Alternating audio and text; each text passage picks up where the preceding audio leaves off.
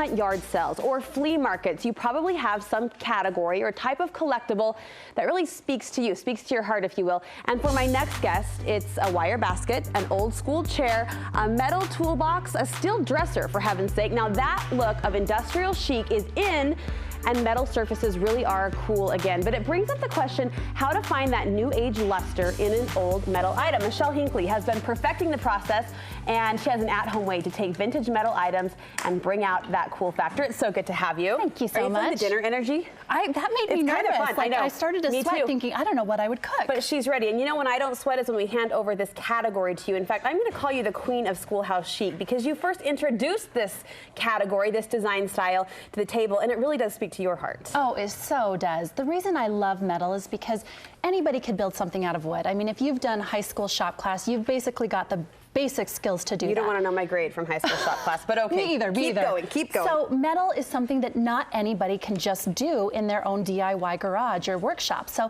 when I see something metal, I snatch it up because I think it's so unique. You know there's hidden possibility here. And speaking of hidden possibility, this project could not have come on a better day. We'd like to say we were smart enough to have planned this, but it just so happened you're bringing old ballot boxes to the table on election day. How serendipitous was this? So I actually found these election ballot boxes in Price, Utah. They were getting rid of the county building, demolishing it. I found all sorts of really great treasure, including these ballot boxes.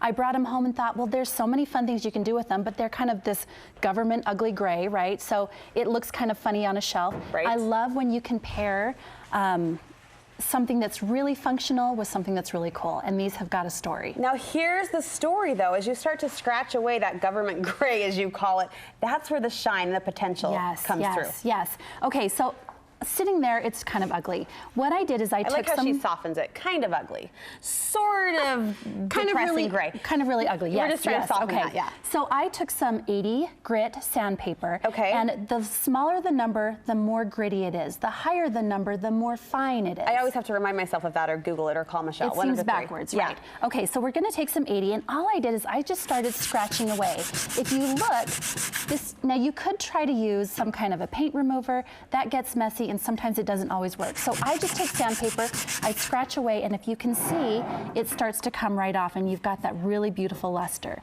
The thing that I do after I've really scratched it up with the 80 is I come back with the higher number, and boy, where did it go? Oh, right here, right sorry. There, perfect. I'm hiding it from you. And then you just go right back over, and it really smooths it out and shines it out, and then it looks like this. Are we going for a smooth, even patina finish, or are we loving the rustic kind of scratchy look? You know, it really is a matter of your choice. I really like it to look like this, but if you've looked here, I didn't do all of it. Like, I kind of scuffed it up in certain places. See, I like this. And it's got character. It looks like it's really old. And this, I went all the way and really removed as much as I could. So it really is just a matter of choice and what you like. We were commenting, why did those ballot counters in Price, Utah ever cover this up in the first place? It's so pretty. I know, it's so pretty. And then, so what I did with these is my little boys, they actually just painted a little cross on that. Kind of trendy, kind of a fun little emblem. They could put their name on it. You can do really whatever you want on it. Very army, very boyish.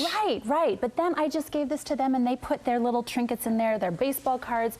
These lock up, and it's really great fun for them to hide their treasures. And you could even give this as a birthday gift or as a Christmas gift. Boys just love these, and girls too. So you are actually using these as storage items in your home? Yes. My boys have one of these each, and they put all their stuff in there that they don't want us to take, or they don't want to trade. So yeah, it's perfect for them. It's their treasure keeper. Yeah. You can also do this with steel dressers. I have 2 steel dressers that I did. A whole dresser? The whole dresser. You just scratch off the paint. It is totally labor intensive. I threw in the towel. I was totally like, I can't do this anymore. But it really is so beautiful once you get all that paint off. How long did that take you? Oh, hours. But look at that. No one else has that. People don't sell those anymore in stores. Yeah, it really is a statement piece. Have you ever started to get into a project uncovering these layers and realize the metal isn't going to quite hold up to the potential that you were hoping? Sometimes, not necessarily all the time, because metal is so durable. Like, it just takes a lot of elbow grease. I mean, you really have to go to town with the sandpaper on that. It takes forever, and you think this isn't going to be worth it, but it always is in the end. Where does that metal dresser live? Did you sell it, or where does it live in your home? No, yeah, that's one thing I could never sell. You're like, hours later, no, I'm keeping it. I've got one in my boys' room. It's so, like, they could just throw anything at it. It's never going to break or anything. And then I've got another one in the guest room. So yeah, they're beautiful. And what's the price point for a metal dresser, a metal box like this? Are we paying for it, or are we getting it on a bargain? In this kind of condition, you'll find them. They are completely rusted sometimes. I've gotten one for $50, but if you turn around and scrub all that off, you can actually sell them on some of these really great sites, One Kings Lane or Cherish, for in the thousands. Wow. Yeah. Wow, what a cool project. And again, the ballot box, so appropriate for today. So if you're seeing a county sellout, how did you hear about that sale in the first place? Oh gosh, I've got my fingers in every single place where I can find these because deals. School districts do this too. They hold these sales, and these old treasures are kind of up for grabs. So They're up for it's grabs. worth keeping your ear open, and it's worth keeping your eyes open on a new Instagram feed that you've started. I love this idea. Tell us about it. Well, I've got so many of these projects that I'm trying to sell, and I've got the store, the Old Flamingo, but I put all of mine on Michelle's Finds. Michelle's Finds. Nice. On Instagram. You can hunt, you can shop, you can glean inspiration from that feed. We'll link you over from our website. Great to see you. Thank you so much.